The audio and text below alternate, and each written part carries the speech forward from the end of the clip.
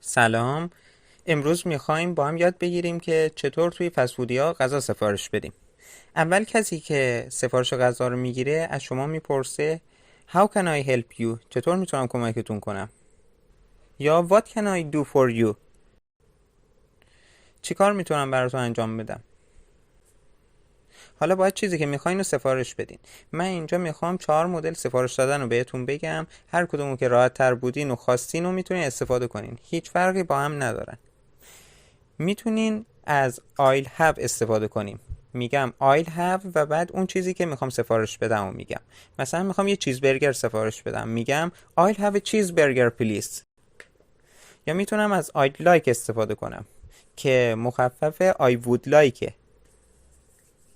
I'd like a cheeseburger please. I'll get a cheeseburger please. یا میتونیم به صورت سوالی بگین Could I get یا Could I have. Could I get a cheeseburger please? Could I have a cheeseburger please? حالا اگه بخواین چیزی رو تو سفارشتون کم و زیاد کنین باید چجوری بگیم؟ اگه بخواین چیزی رو اضافه تر بگیرین باید از with extra استفاده کنین.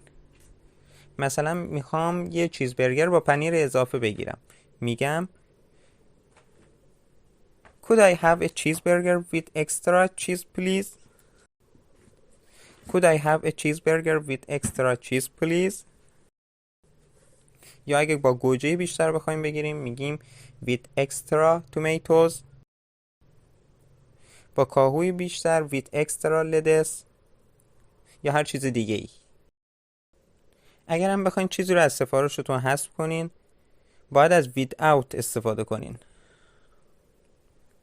Could I have a cheeseburger without tomatoes please? میتونم یه چیزبرگر بدون گوجه داشته باشم؟ در ادامه ممکنه بهتون بگه Is that all؟ یا anything else؟ یعنی تموم شد سفارشتون، چیز دیگه ای نمیخواین؟ اگه سفارش دیگه ای ندارین که میگین That's all.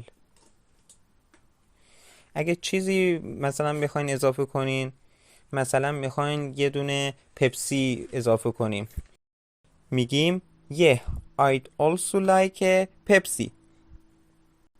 در آخرم ازتون میپرسه Is it for here or to go؟ یعنی با خودتون میبرین یا همینجا میل میکنین. اگه همونجا بخواین بخورین میگین For here please. یا اگه بخواین با خودتون ببرین میگین To go please. یا میتونیم بگین I'll get it to go please. اگه درس امروز رو دوست داشتین لطفاً لایکش کنید و برای دیدن آموزش‌های بعدی چنل منو سابسکرایب کنید.